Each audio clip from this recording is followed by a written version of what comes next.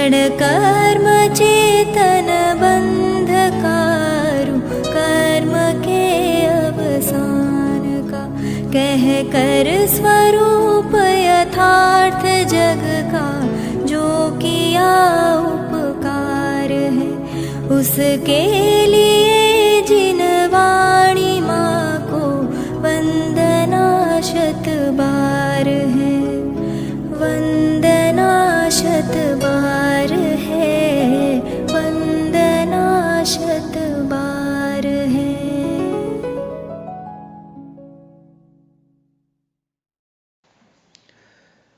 ओम नमः सिद्धेभ्यः, ओम नमः सिद्धेभ्यः, ओम नमः सिद्धेभ्यः। नमो अरहन्ताणं, नमो सिद्धाणं, नमो आयर्याणं, नमो वज्रायाणं, नमो लोये सवसाहुणम्। मंगलम भगवान वीरो मंगलम गौतमो गणी, मंगलम कुंद कुंदार्यो जैन धर्मोस्तु मंगलम। सर्वमंगल मांगल्यम सर्वकल्याणकारकम, प्रधानम सर्वधर्माणां जैनम जयतु शासनम्। मंगलमय मंगलकरण वीतराग विज्ञान, नमो ताहि जाते भये अरहन्तादिमान्।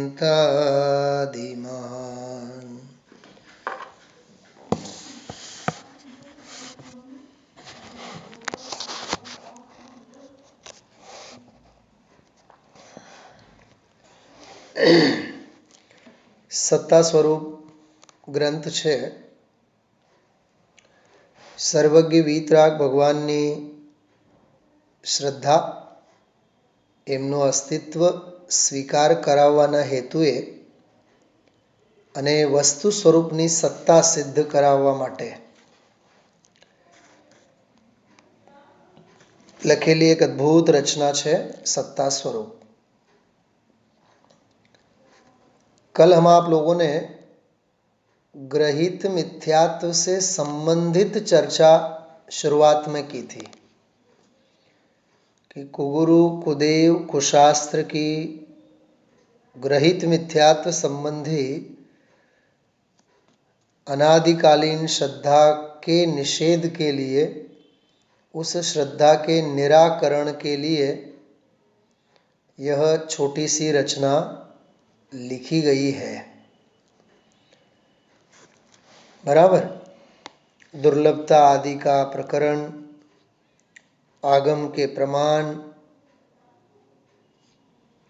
50 एक सुंदर प्रमेय प्रयोजनभूत विषय, उस संदर्भ में नयों से संबंधित चर्चा, उसके बाद रोगी और वैद्य का सुंदर उदाहरण में ही अपने 2 स्वाध्याय हुए हैं। दृष्टांत में 2 स्वाध्याय पूरे किए हैं और उसके बाद अभी हम आप लोग दार्ष्टान्त अर्थात सिद्धांत की चर्चा आगे बढ़ा रहे हैं। चलिए, जितना मैंने पढ़ा है उस विषय को फिर एक बार केवल रीडिंग करता हूँ। Page number 7। उसी प्रकार इस जीव को आकुलता चिन्ह सहित अज्ञान जनित इच्छा नामक रोग लग रहा है। क्या गजब की भाषा है। इच्छा रूपी रोग, बराबर, वह अज्ञान से जनित है, अज्ञान विधाता है इनका। इसको अपन ऐसा समझो, जीव को चाह क्यों होती है, जीव को इच्छा क्यों होती है विषय भोगों आदि के संदर्भ में, उसका एक ही जवाब है, अज्ञान। अज्ञान के कारण पर द्रव्यों के प्रति राग द्वेष आदि के परिणाम होते हैं और इच्छा बनी रहती है। मैंने जानबूझ करके एक विषय की तरफ आप लोगों का ध्यान आकर्षित नहीं किया है। मोक्षमा प्रकाशक के 4थे अध्याय में 4 प्रकार की इच्छाओं का एक प्रकरण आता है। मालूम है उनका क्या लिखा है नाम? पाप की इच्छा, पुण्य की इच्छा, ऐसे नाम हैं। इच्छाओं के ऐसे नाम दिए हैं। पाप की इच्छा, पुण्य की इच्छा, मतलब असाता के काल में शारीरिक स्वास्थ्य ठीक न हो, संयोग अनुकूल न हो, बराबर, मतलब मन, काया, संयोग सब प्रतिकूल हो। उस प्रतिकूलता के समय में जो जीव को अनिच्छा, परद्रव्यों के प्रति द्वेष, विद्वेष, ऐसे जो परिणाम होते हैं, तो कहते हैं प्रतिकूलता के प्रसंग में जीव हर क्षण यह चाहता है कि ये रोग मिट जाए तो अच्छा है। मतलब देखो आप, इसमें 2-3 बातें हैं। 24 घंटे पाप की, असाता की, प्रतिकूलता की परिस्थिति, मेरे से दूर हटो, दूर हटो, ऐसी पाप की इच्छा बनी रहती है। क्या कहा? इसको बोलते हैं पाप की इच्छा। अच्छा, पिछले 9-10 महीनों में हम आप लोगों की पाप की इच्छा कभी टली थी कोरोना से संबंधित? बोलो। उस जीवाणु को हम आप लोगों ने पिछले 8-9 महीने में कब भूले हैं बताओ आप? हाँ, खाते पीते उठते बैठे हुए हो, निरंतर वही ना, कोरोना कोरोना कोरोना कोरोना। हाँ, અમારે ત્યાં 2 કેસ આવ્યા, તમારે ત્યાં 10 આવ્યા। ઓહો હો, રાજકોટના ઓલા લત્તામાં તો બહુ કેસ થયા છે। देखो आप, पूरा विश्व कैसा आंदोलित था। तो इस आंदोलन को कौन सी इच्छा कहते हैं? पाप की इच्छा। रोग हटो, रोग न हो, हाँ, और होवे तो निरंतर आर्त ध्यान, दुखी दुखी दुखी दुखी, आकुलता आकुलता। एक तो ये पाप की इच्छा, और उस पाप की इच्छा के साथ साथ स्वास्थ्य लाभ हो, डॉक्टर मिले, इलाज मिले, दवा मिले, दवा लागू होवे, ये सब क्या है बोलो? अच्छा सुनो, जब अपन बीमार होते हैं, 2-4 दिन के लिए बीमार होते हैं, और किसी एक का भी फोन नहीं आए, कैसा लगता है? हाँ, जो ने 3-4 દિવસથી કોઈનો ફોન જ નથી આવ્યો, બધા સ્વાર્થના સગા છે, ધુતારાઓની ટોળી છે, कोई कोईने यादे नहीं करतो। देखो, मतलब शारीरिक प्रतिकूलता में मुझे सगे संबंधियों के फोन आए, हाल हवाल पूछे, हाँ, मतलब पाप के उदय में पुण्य की इच्छा बनी रहती है। क्या कहा मैंने? हाँ, पाप के उदय में निरंतर पुण्य की इच्छा। ये मालूम क्या विषय है? ये कल का प्रवचन याद करो थोड़ा सा आप, गुरुदेव श्री का कल का प्रवचन याद करो। द्रव्य पुण्य, भाव पुण्य, द्रव्य पाप, भाव पाप, 4 शब्द आए थे। हाँ, कौन याद करे इस बात को? हाँ, ये द्रव्य पुण्य और द्रव्य पाप को कौन से नए का विषय कहा था कल?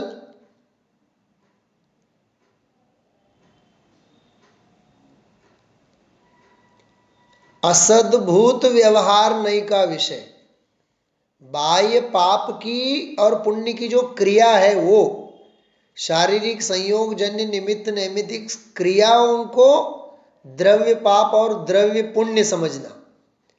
और अंदर परिणामों में, भाव कर्मों में भाव पाप और भाव पुण्य। ऐसा समझो 100% पाप करता है जीव, उसमें 90% भाव पाप और 10% द्रव्य पाप। क्या कहा? बात भाषा समझाई છે બધાને?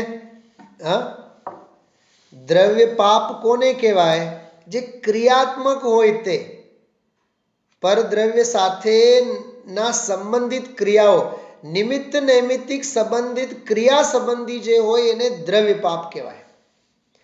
અને જે ભાવોમાં જે હોય, રાગ દ્વેષ કષાય ભાવ કર્મ, એટલે મગજમાં જે હોય, મન મસ્તિષ્કમાં, એને કહેવાય ભાવ પાપ. તો ખરેખર તો એનું એવું છે 99% ભાવ પાપ અને 1% द्रव्य पाप. समझ में आ रही बात? ऐसे ही पुण्य से संबंधित द्रव्य पुण्य 1% और भाव पुण्य 99%.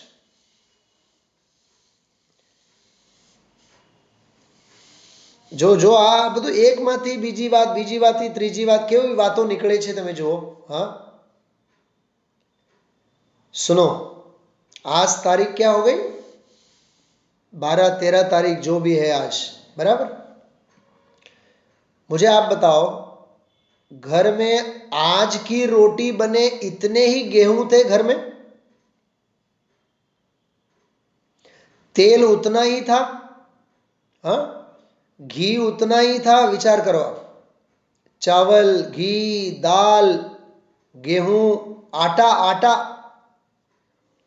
केवल आज के लिए ही नहीं था ना, पूरे साल भर के गेहूं, साल भर के चावल, साल भर का तेल, साल भर का घी, कितना परिग्रह इकट्ठा करके संयोगों को अपन ने रखा है, बताओ. मुझे आप एक सवाल का जवाब देंगे? पाप जो लगेगा वो भाव पाप का पाप लगेगा कि द्रव्य पाप का पाप लगेगा?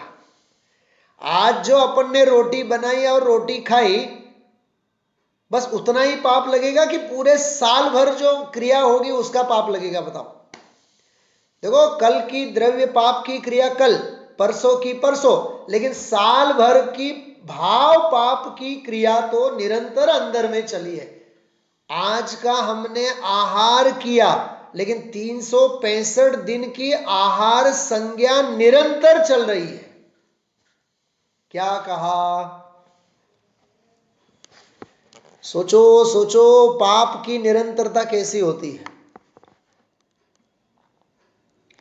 भोजन का उदाहरण दिया मैंने, और आज तबीयत ठीक नहीं हो तो शायद आज भोजन भी न होवे. आज यदि देह ठीक न हो, शरीर ठीक न हो तो कदाचित भोजन भी नहीं हो. लेकिन आहार संबंधी जो भाव पाप है 365 दिन का, उसका तो आश्रव बंध निरंतर हो ही रहा है. कबूल? 3 बार बोलो, कबूल कबूल कबूल. समझ में आ रही बातें? अणु शक्ति नगर, हाँ, बात समझ में आ रही है? केवल वर्तमान का पाप नहीं है, वो त्रिकाल संबंधी पाप चल रहा है. अच्छा, बाजार में गए कपड़ा खरीदने, तो 5 कपड़े पसंद आते हैं अपने को, उनमें से 2 खरीद के लाते हैं और 3 छोड़ के आते हैं. मन में तो यही होता है, वो भी लाए होते तो, वो भी लाए होते तो, वो भी लाए होते तो. मुझे आप बताओ, द्रव्य पाप तो 2 कपड़ों से संबंधित ही हुआ, लेकिन भाव पाप तो 5 कपड़ों संबंधी हुआ. समझाए छे? हाँ, इसलिए भाई पग એટલા જ લાંબા કરો જેટલી લાંબી આપણી સોડ હોય છે. हाँ, मतलब मफत का भाव पाप जीव ज्यादा कमाता है. कल जो तंदुल मच्छ का उदाहरण आया था, तंदुल मच्छ का, हाँ, साल भर में वो क्रिया नहीं करता है किसी मछली को खाने की, लेकिन भाव निरंतर करता है। मर करके कहां जाता है वो? सातवीं नरक, सातवें नरक में चला जाता है। बोलो, तो कीमत किसकी चुकानी पड़ती है उसको? भाव की। हाँ, तो ये है द्रव्य पाप, भाव पाप, द्रव्य पुण्य, भाव पुण्य, इस प्रकार के सारे निरंतर होने वाले विचित्र प्रकार के कार्य हैं। तो मैं आपसे कह रहा था, पूरे विगत 9-10 महीनों से भले ही हम आप लोग घर में हैं, सुनना ध्यान से, भय संज्ञा हमारी कब छूटी है? चालू ज छे। अने भय संज्ञा पाप रूप के पुण्य रूप? नियम थी पाप रूप। એટલે પાપાશ્રવ તો નિરંતર ચાલુ જ છે। હા, અકસ્માત ભય, ક્યાંક થઈ જાય તો, કંઈક કંઈક થઈ જાય તો, કંઈક થઈ જાય તો,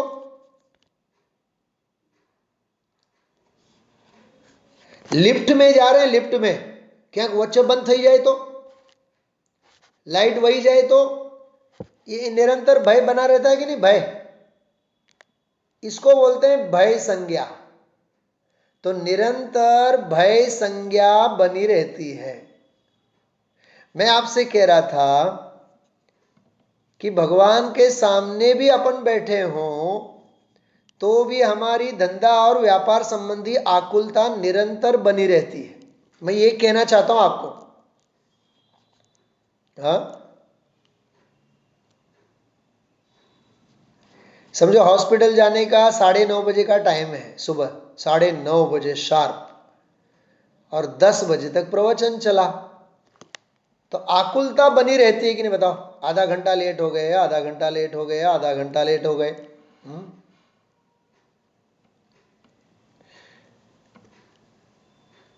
સાંભળો, પંચમ કાળના શ્રોતાનો મહિમા સાંભળો। તમે સાંભળવું છે? એક બે દાખલાઓ યાદ આવે છે। કોક દિવસ સવારે 10:15 ની જગ્યાએ 10 વાગે પ્રવચન પૂરું થઈ જાય, फॉर एग्जाम्पल, 10 बजे प्रवचन पूरा हो जाता है, तो कुछ बहनें तो पंडित जी को शाबाशी देते हैं, सारू थयु तमे 10 वागे पूरू कर्यु। केम? केम के घरे मेहमान छे। सांभळो सांभळो सांभळो। हाँ, मैं आपको बता रहा हूं अंदर में चलने वाली आकुलता। शैलीबेन, अंदर में चलने वाली आकुलता की धारा कैसी है बताओ आप। हाँ, अच्छा, 15 मिनट प्रवचन का लाभ उसे कम मिला, 10:15 बजे पूरा होने वाला वो 10 बजे ही पूरा हुआ, तो 15 मिनट तो ज्ञान से वंचित रहा ना। क्या कहा? कान ऐसे नहीं पकड़ना, ऐसे पकड़ना, ऐसे ऐसे पकड़ना कान, कि 15 मिनट वह ज्ञान से वंचित रहा कि नहीं। लेकिन 10 बजे प्रवचन छूटा, चलो अच्छा हुआ घर में मेहमान है, तो वो जो था ना इष्ट के संयोग में रौद्र ध्यान, तो रौद्र ध्यान में तो उसे आनंद आ रहा है, और 15 मिनट धर्म ध्यान कम मिला, कम हुआ, उसे दुख नहीं होता है। इसका मतलब जीव को रौद्र ध्यान की संज्ञा कितनी पड़ी है और धर्म की संज्ञा कितनी पड़ी है, सोचो। संज्ञा कहा मैंने? धर्म की वासना कम है, हाँ, और आकुलता की वासना इस जीव को अधिक है। बहुत मंथन करने जैसा है, मंथन करने जैसा है। हाँ, इसलिए कई बार तो मुझे एक बहुत विचार आते हैं, कि समझो कभी कभार तो अपन लाइव में जब स्वाध्याय लेते हैं तो 9 बजे स्वाध्याय शुरू होता है तो 10:30 बजे तक चलता है। कई बार होता है कि नहीं? हाँ, 10:30 बजे तक। कई बार तो अपन ने 11:15 बजे तक भी लिया है, कई बार स्वाध्याय 11:15 बजे तक। तो मुझे कभी कभार विचार आते हैं, यार एक किसी जीव को ज्यादा आकुलता होती होगी तो उसके आकुलता का दंड मुझे मिलेगा। सच में मुझे तो ऐसे ही विचार आते हैं, क्योंकि उसके आर्त ध्यान में मैं निमित्त बना ना। लेकिन ऐसा नहीं सोचना इलाबेन, ये अपना फूटा हुआ भाग्य है, इसलिए तत्वज्ञान मिलने के बावजूद भी जीव को आर्त ध्यान हो रहे हैं। इसमें वक्ता का दोष नहीं है। वक्ता तो आधा घंटा पौन घंटे की जगह 1.5 घंटा दे रहा है, उसका तो परम विशुद्ध अभिप्राय है। वो तो मैं घटा करके आपको बता रहा हूं। हाँ, भगवान की प्रसादी मिलने के बावजूद भी जो जीव वहां बैठा बैठा आकुलता करता है, नियम से पाप ही बांधता है। क्या कहा? नियम से पाप ही बांध रहा है। तो बोलो, आकुलता है जिसका चिन्ह, ये जो पहला वाक्य कहा, आकुलता है जिसका चिन्ह। अब वो स्वाध्याय में बैठा है, सुनो सुनो सुनो, भेद विज्ञान का दरबार है कि नहीं स्वाध्याय मतलब? स्वाध्याय की सभा मतलब क्या? भेद विज्ञान की सभा, बराबर। समो शरण का ही पंचम काल का स्वरूप, बराबर। अब चाहे तो वो वहां भेद विज्ञान कर सकता है, लेकिन अंदर में अज्ञान का बवंडर ऐसा चलता है, उसको वक्ता में दोष दिखते हैं, जिनवाणी में दोष दिखते हैं, स्वाध्याय सुनते सुनते नींद आती है, स्वाध्याय सुनते सुनते दुकान धंधा व्यापार याद आता है। वो क्षेत्रांतर स्वाध्याय भवन में है, लेकिन भावों से तो वह जीव दुनिया भर के पाप कर रहा है। गुरुदेव श्री ने एक उदाहरण, एक वाक्य बोला था आज, याद है? एक पुद्गल परावर्तन ना अनंतमा भागमा अनंती 24 जाय।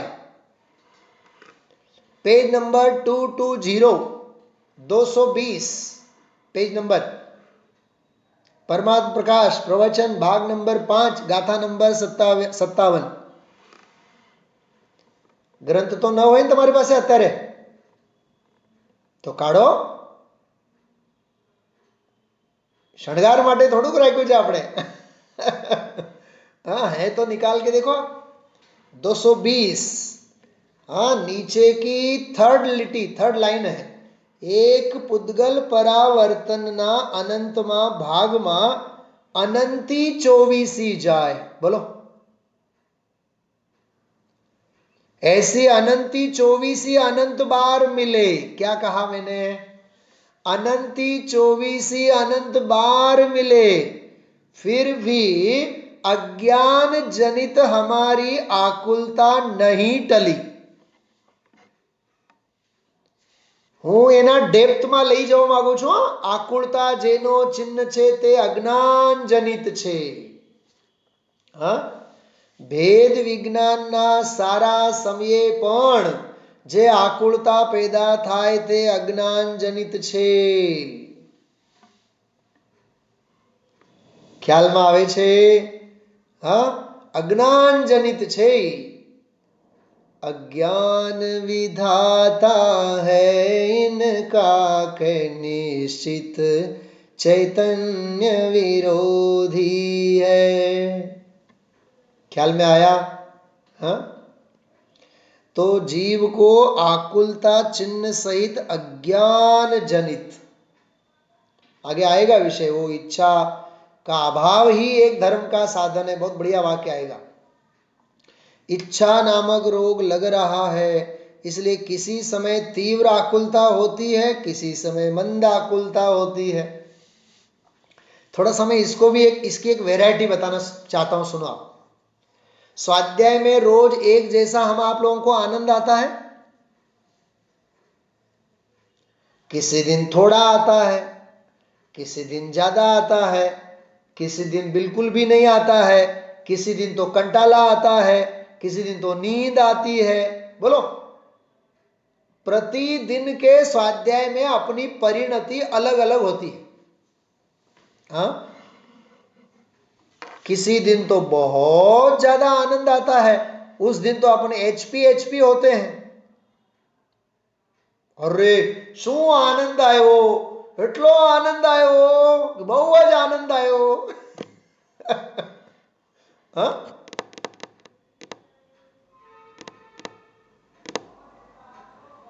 विचारो, समय समय की परिणति, समय समय का परिणाम कितना सुनिश्चित है बताओ। आज मैं एक बहुत जोरदार प्रकरण पढ़ रहा था दोपहर, उसमें ऐसा लिखा कि क्रिया वही की वही हो, कार्य भी वही के वही हो,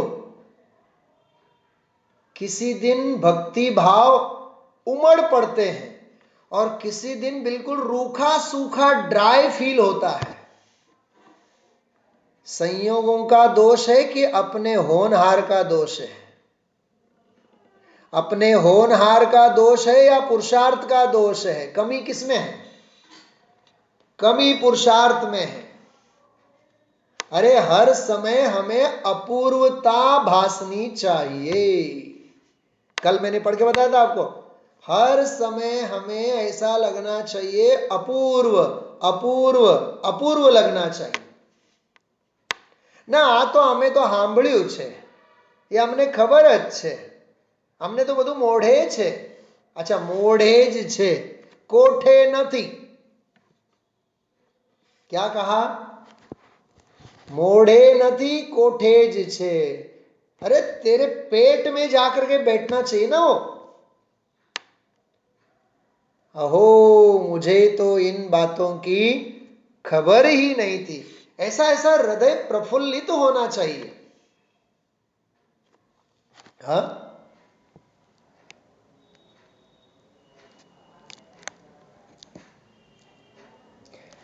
આજે આજે ઓલા સુરત વાળા આપણા ભાનુબેન પટેલ, ભાનુબેન એ રાજકોટ આવ્યા છે, તો આજે ઘરે આવ્યા મળવા, તો લકીલી હું જ બારણું ખોલીને બહાર ગયો।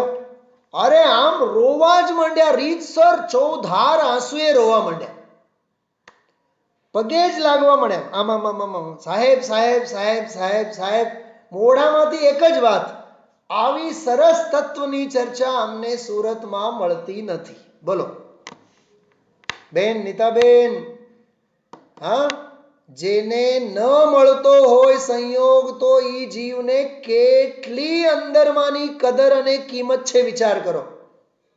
હા, આજે આમ જોડાવાના હતા પણ કંઈક વ્યસ્તતા હશે ઘર પરિવારની, તો વિચાર તો કરો ભાઈ। अति परिचय ते होत हैं बहुत अनादर भाव। આવું છે આ। એ મારા ગુરુ કલ્પનાબેન હંમેશા એક વાત કરે છે, સમયે સમયે આપણને અપૂર્વતા ભાસવી જોઈએ। हाँ, હું आपने एक प्रश्न पूछूं છું।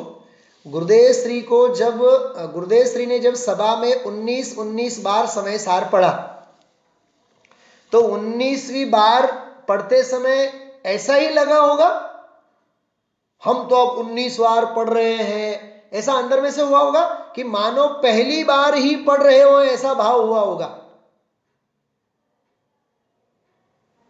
हमें तो एक गाथा और एक श्लोक दूसरी बार दूसरे दिन सुनते हैं तो कंटाला आता है।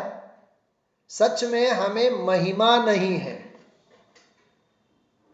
हाँ, रसोई घर भी वही, थाली भी वही, कटोरी भी वही, चम्मच भी वही, वही दाल रोटी सब रोज वही खाते हैं ना, फिर भी आनंद कैसे आता है?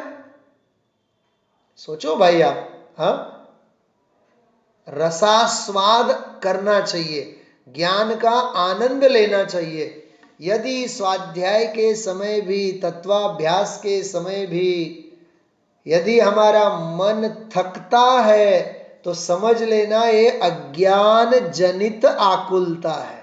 क्या कहा? जिनेंद्र अर्चना है आप लोगों के पास, सबके पास? खड़ो। जिनेंद्र अर्चना उभा था जिनेंद्र अर्चना त्रीजी ढाल, तीसरी ढाल निकालना, तीसरी ढाल, बिल्कुल पहला ही छंद देखो आप, तीसरी ढाल। आत्म को हित है सुख सो सुख, आकुलता बिन कहिए, आकुलता शिव माहिन ताते, शिव मग लाग्यो चाहिए। कितनी सुंदर पंक्ति है। मुझे तो दो पंक्ति में ही सारा का सारा मोक्ष मार्ग नजर आता है। पहली पंक्ति देखो, आत्म को हित है सुख सो सुख, आकुलता बिन कहिए। आत्मा का हित तो सुख है, और वह सुख कैसा है? आकुलता के बिना का है। आत्म को हित है सुख सो सुख, आकुलता बिन कहिए, आकुलता शिव माहिन ताते, शिव मग लाग्यो चाहिए। कितनी सुंदर पंक्ति है। इन दो पंक्ति को तो ऐसे सुवर्ण अक्षरों से मढ़ करके रखने जैसा है। अपनी डायरी में लिख के रखो ये दो पंक्तियां। हाँ, क्या कितनी सुंदर बात है। अरे जहां आकुलता हो वहां सुख ही नहीं। कल या परसों भी मैंने कहा था, जहां जहां आकुलता वहां वहां अधर्म, और जहां जहां निराकुलता वहां वहां सुख। समझाए छे? समझ में आ रही बात? हाँ, बहुत शांति होनी चाहिए भाई। हाँ, देखो एक मिनट। हाँ, जोरदार बात आप लोगों को, कईयों ने तो, आप लोगों ने तो सुना ही है।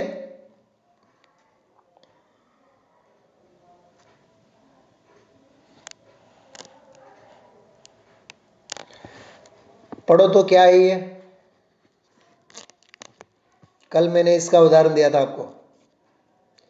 यह परमात्म यह मम आत्म, यह परमात्म यह मम आत्म, भेद बुद्धि न रहाय है। देखो, ये परमात्मा है, यह मेरा आत्मा है। अरे ऐसी भेद बुद्धि भी आकुलता की जननी है।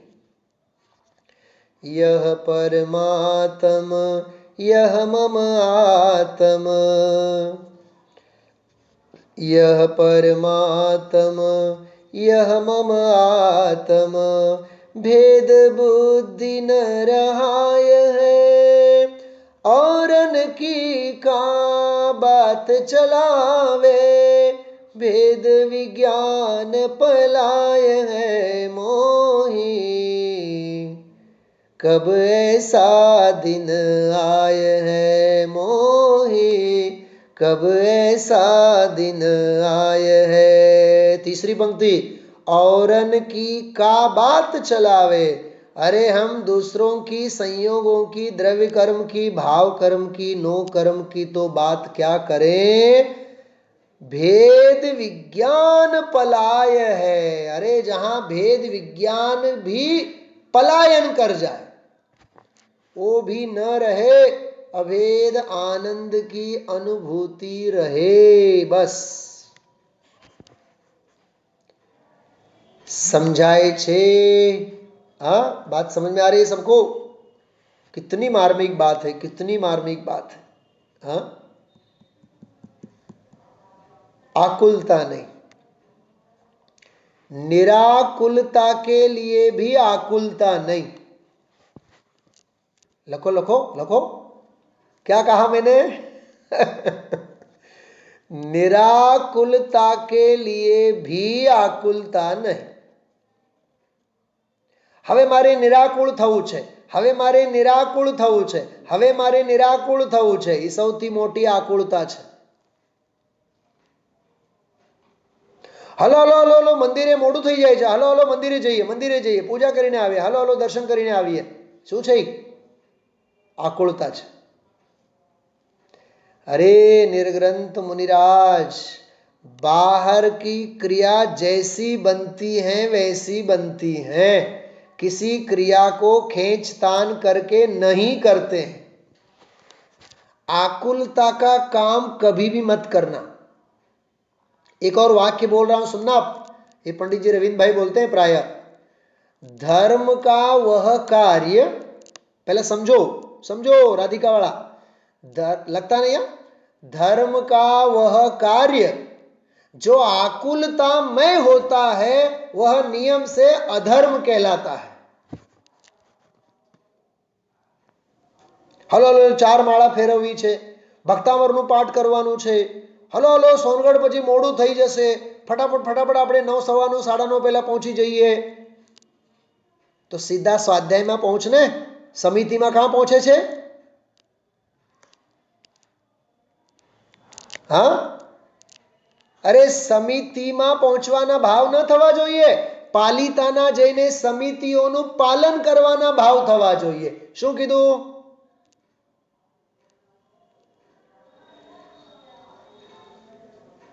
એટલે બધે પેટ પૂજા જ. હા, કોક વાર તો પ્રભુ પૂજા. પણ શું કરીએ, જેને જેનો રંગ એને એનો સંગ. હા, જેને જેનો રંગ એને એનો संग. हाँ, तो आकुलता जन्य कोई भी काम नहीं करना भाई. धर्म का वह कार्य जिसमें आकुलता पैदा होवे वह धर्म नहीं कहलाता है, वो धर्माभास कहलाता है, वह व्यवहाराभास कहलाता है. हाँ, वह क्रियाकांड कहलाता है. आकुलता चिन्ह सहित अज्ञान जनित अनादिकालीन अज्ञान जनित इच्छा नामक रोग लग रहा है. इसलिए किसी समय तीव्र आकुलता होती है, किसी समय मंद आकुलता. हाँ, हम जब स्वाध्याय सुन रहे होते हैं, योगा टीचर सुनो, कि जब हम स्वाध्याय कर रहे होते हैं तो ऐसा लगता है कि हम बहुत शांत हैं, हमारा मन तो बहुत शांत हो गया. और स्वाध्याय जैसे पूरा होता है और घड़ी की तरफ ध्यान जाता है, ओहो 20 मिनट लेट हो गए, फटाफट फटाफट फटाफट फटाफट चलो रसोई रसोई रसोई. अरे स्वाध्याय इतनी शांति से किया है तो उसका आनंद होना चाहिए कि नहीं? तो आकुलता कहां से आती है? उसको बोलते हैं रुंधी हुई कषाय. हाँ, અંદરમાં રૂંધાયેલો ઈ કષાય છે. सुनना भाई, बहुत मार्मिक बातें. हाँ, तो किसी समय तीव्र आकुलता, किसी समय मंद आकुलता, परंतु यह इच्छा नामक रोग तो सदा ही बना रहता है. एक यहां तक का एक प्रकरण पूरा हुआ. उसके बाद दूसरा भी अपन ने पूरा किया है. जब किसी भव्य जीव को, अभव्य की बात नहीं, दूरांदूर भव्य की बात नहीं, भव्य जीव की बात है, आसन्न भव्य, निकट भव्य, भव्य जीव की बात है. मिथ्यात्वादि के क्षयोपशम से, उसके लिए वहां लिखना मिथ्यात्वादि के क्षयोपशम से, अर्थात मोह मंद होने से. मोह की मंदता होगी, मोह की मंदता होगी, कषाय की मंदता होगी, दर्शन मोह मंद होगा, तो श्रद्धा की, सम्यक श्रद्धा की बात सुहाती है. सुनो, गुरुदेव श्री एक बहुत सुंदर उदाहरण देते हैं. गुरुदेव श्री, जैसे किसी को बुखार आए हो तो बुखार आने के बाद उसे यदि दूध पिलाया जाता है, बुखार होवे और दूध पीवे, और दूध पीने के बाद उसको दूध भी कड़वा लगे, बुखार में तो मुंह भी कड़वा हो जाता है ना, जीभ भी अपनी स्वाद रसनेंद्रिय, तो दूध अच्छा नहीं लगता है, तो समझ लेना कि उसको तेज बुखार है। प्रज्ञाबेन, आ तो दृष्टांत, આનો સિદ્ધાંત સમજાવો તો। હા, સિદ્ધાંત શું છે? अरे जिसे तत्व ज्ञान का अमृत का रसपान कराया जा रहा हो और वह रसपान जैसे उस दूध पीने वाले को दूध भी कड़वा लगता है, हाँ, दूध भी कड़वा लगता है, तो समझ लेना बुखार है।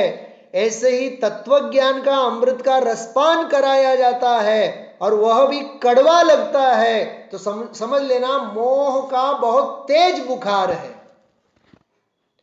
ये मिथ्यात्व का तेज बुखार है उसे। मूर्ख उपदेशो हि मूर्खाणाम केवलम क्रोधवर्धनम। મૂર્ખાઓને અપાતો ઉપદેશ હંમેશા એના ગુસ્સામાં જ વધારો કરે છે। પયઃપાનમ ભુજંગાનામ કેવલમ વિષવર્ધનમ। સાપને તમે ક્યારે દૂધ પાવો તો ઈ મોઢામાંથી દૂધ ઓગશે। એટલે જો પતિ પત્ની હોય ને ઘરમાં, પતિ પત્ની, એકની જ્વાલામુખી ફાટે તો બીજા પાત્રને શું કરવાનું? ઓમ જય જય જય નિસ્સહી નિસ્સહી નિસ્સહી બોલવા દો। એને જેટલું બોલવાનું છે બધું બોલવા દો। એ વોલ્કેનો અત્યારે ફૂટેલો છે, એને બધું નીકળવા દો બહાર। ભાઈ રાજુભાઈ, આપણે ઘરોમાં આવા જ પ્રયત્નો કરીએ છીએ કે નહીં? ઘરનો એક પાત્ર ઉગ્રવાદી બને તો બીજાને શું બનવાનું? શાંતિના અગ્રદૂત। क्या कहा? एक यदि उग्रवादी बनता है तो दूसरे को क्या बनना चाहिए? शांति का अग्रदूत बनना चाहिए। हाँ, અને બેવ તરફથી જ્વાલામુખી ફાટે તો પછી घर ज ठेकाणे न रहे। हाँ, कितना बैलेंस अपना चलता है लौकिक जीवन में, कितना समझदारी से अपन काम लेते हैं। शायद तत्व ज्ञान के संदर्भ में 10% भी उससे समझदारी से काम लेते तो काम अपना नहीं होता। तत्व ज्ञान सुहाता नहीं है, ये मोह की तीव्रता है। मोह मंद हुए बिना निर्मोह की बात सुहाएगी ही नहीं। चित्त अशांत है तो शांति की बात कहां से सुहाएगी? अज्ञान का उदय चल रहा है तो ज्ञान की बात कहां से रुचेगी? अनंती आकुलता भरी है तो निराकुलता के मंत्र कहां से कान के अंदर जाएंगे? हाँ, दुनिया भर का लोभ माथे पे सवार है तो आकिंचन धर्म की बात कहां से जचेगी? क्या कहा मैंने? हाँ, दुनिया भर के लोभ, दुनिया भर के लोभ। આપણે આ સવારનું ગુરુદેવશ્રીનું પ્રવચન છે ને, કાઢીને બેઠા છો બધાય, 3 જગ્યાએ ગુરુદેવશ્રી એવું બોલ્યા છે, નરકે જાશે, નરકે જાશે, નરકે જાશે। हाँ, देखो पेज नंबर 221, 221 नंबर, उसमें लिखा है, देखो ऊपर थर्ड लिटी, थर्ड लाइन, 221 पानो। परमेश्वर जिनवर देव वीतरागी स्वरूपी प्रभु एनो मार्ग तो वीतराग दशाथी उत्पन्न थाय, આવી રાગની ક્રિયાથી ઉત્પન્ન થાય એમ માને છે। એ મિથ્યા દૃષ્ટિ પુણ્ય ઉપાર્જે, અપવાસ કર્યા હોય, વ્રતાદિ હોય, મરીને સ્વર્ગમાં જાય ત્યાંથી રાજા આદિ થઈને નરકમાં જાય. देखो क्या कहा, ये अज्ञान जनित पुण्य का फल परंपरा नरक में जाए. 221 नंबर के पेज पे ऊपर, बरोबर. और देखना, और भी 2 जगह है, बहुत जोरदार बोले हैं गुरुदेव श्री.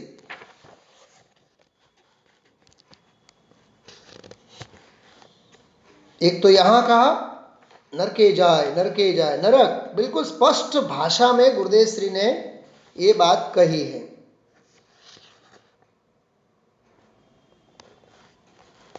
और भी है 2-3 जगह ये बात कही है, मैंने टिक भी करके रखी है. बहुत सुंदर बातें हैं. मतलब उसकी परंपरा को देखो आप. देखो नेक्स्ट पैराग्राफ में, उसी में नेक्स्ट पैराग्राफ में, જેને આત્મા એ દયા દાન વ્રત પૂજા ભક્તિનો વિકલ્પ રાગ છે, એ તો એનાથી પ્રભુ ભિન્ન છે.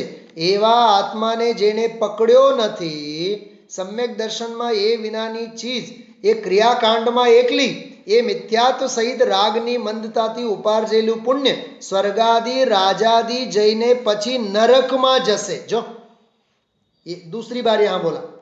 ऐसे 3 से 4 दफे गुरुदेव श्री ने ये बात कही, नरके जैसे, क्योंकि परंपरा फल तो वही है ना उसका, आकुलता वाला काम जो करेगा जीव.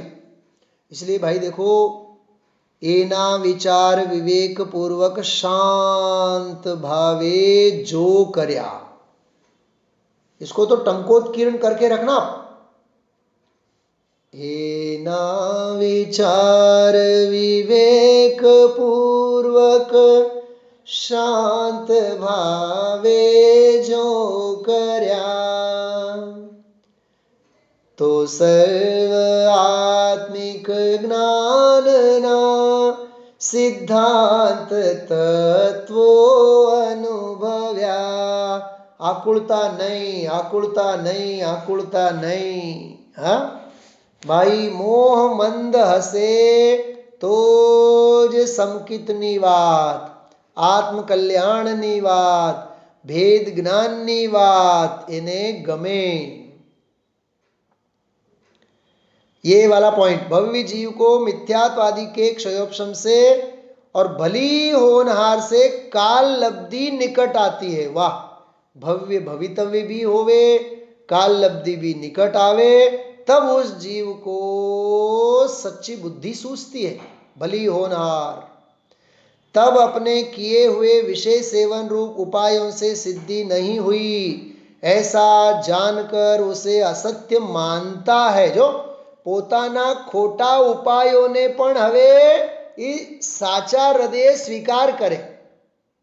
अरे रे, આપણે खोटे मार्गे હતા, गलत मार्ग पे थे, इसलिए हमारा भला हुआ नहीं. गलती का एहसास तो बाद में होगा, लेकिन की हुई गलती का स्वीकार,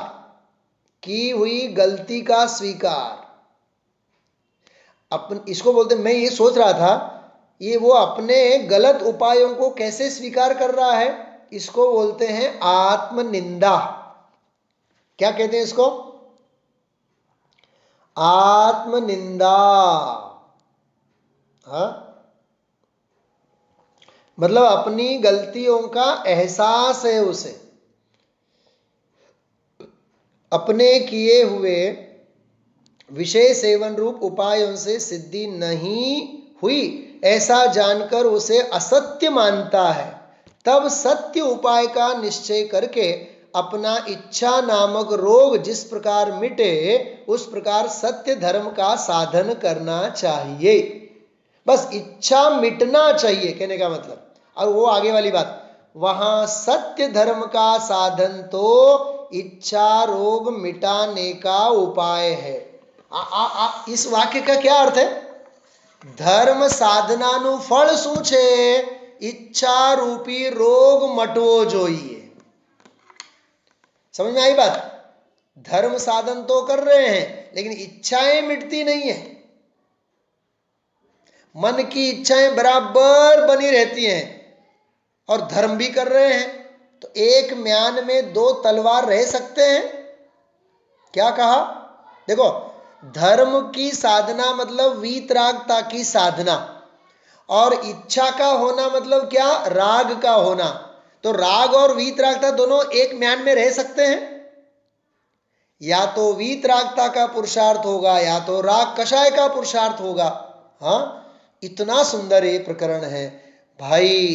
तो सचमुच में यदि वीतराग धर्म की साधना करता है तो तेरे में इच्छा नहीं होगी। चक्रवर्ती की संपदा इंद्र सरी के भोग, काग वीट सम गिनत है, सम्यक दृष्टि लो। हाँ,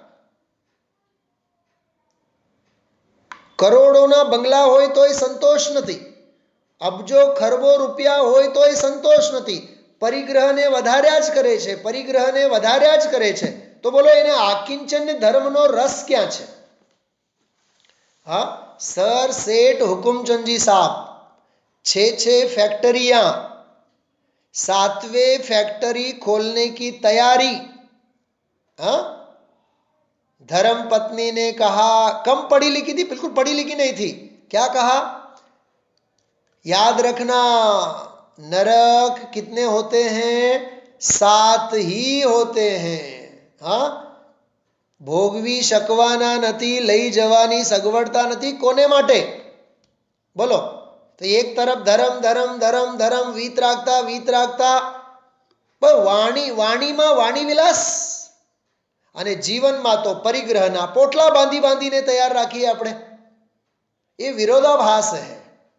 हाँ, इसलिए भाई इच्छाओं का मार्ग, परिग्रह का मार्ग तो पाप का मार्ग है, और धर्म साधन का मार्ग तो पुण्य का, प्रशस्त धर्म का मार्ग है। बराबर। यहाँ अपन स्टॉप करते हैं, इसके आगे वाला विषय अपन सोमवार से आगे लेंगे। बराबर। हाथ जोड़े माँ जिनवाणी की वंदना के लिए।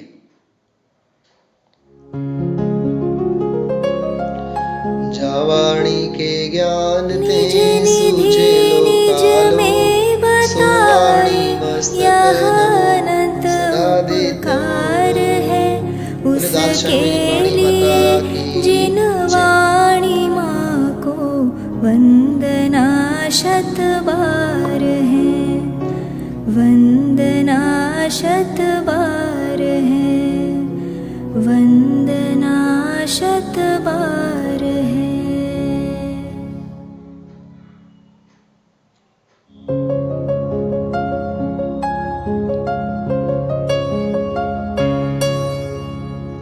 जिनवाणी भारती तो ही जपो दिन रैन, जो तेरी शरणा गहे सो पावे सुख चैन। जावाणी के ज्ञान ते सूझे लोकालोक, सोवाणी मस्तक नमो सदा देत हो ढोक, सदा देत हो